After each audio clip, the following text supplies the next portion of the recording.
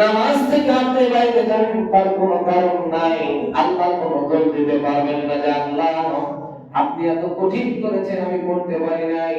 সেই জন্য আল্লাহ হাবিব বলেন কেউ যদি আরবি নিয়াত না জানে বাংলায় এই কথাগুলো বললে তার নামাজ হয়ে যাবে। সুবহানাল্লাহ। ঈদুল ফিতরের নামাজ ইমাম সাহেব যখন নামাজে দাঁড়াবে ইমামের দিকে আপনারা লক্ষ্য করবেন, ইমাম সাহেব নিয়াত করে যখন প্রথম তাকবীর দিবে আল্লাহু আকবার, প্রথম তাকবীর দেওয়ার পর সানা পড়বেন আপনারা সকলে সুবহানাল্লাহুম্মা ওয়া বিহামদিকা তাবারাকা ইসমুকা ওয়া তাআলা জাদ্দুকা ওয়া লা ইলাহা গায়রুক।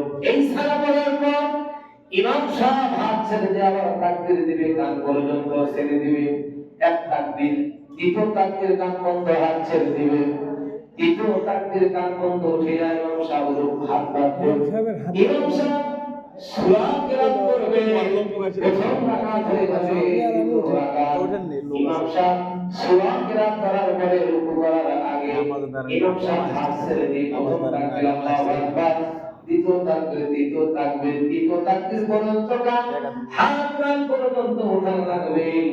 আর চতুর্থ তাকবীরে হাত কান পর্যন্ত না উঠে রুকু করতে হবে। সুবহানাল্লাহ।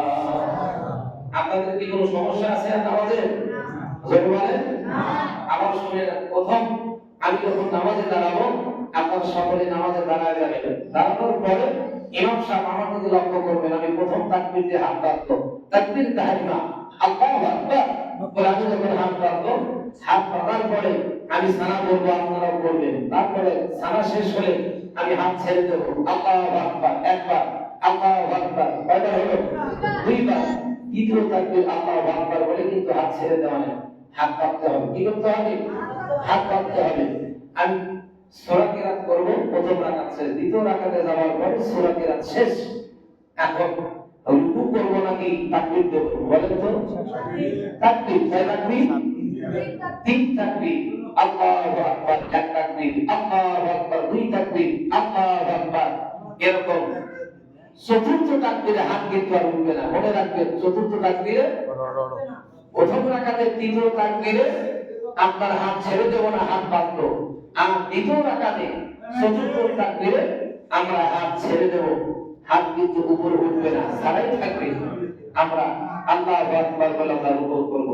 আল্লাহ তাআলা আমাদের সকলকে সহিভাবে নামাজ আদায় করার তৌফিক দান করুন। সকলে বলুন আমিন। মেহেদীবাগ জামে মসজিদে ৯টায় নামাজ ছিল, ৯টা ৬ বাজে, আর মাত্র ৫ মিনিট আমরা নামাজ শুরু করে দেবো। আমার ভাইরা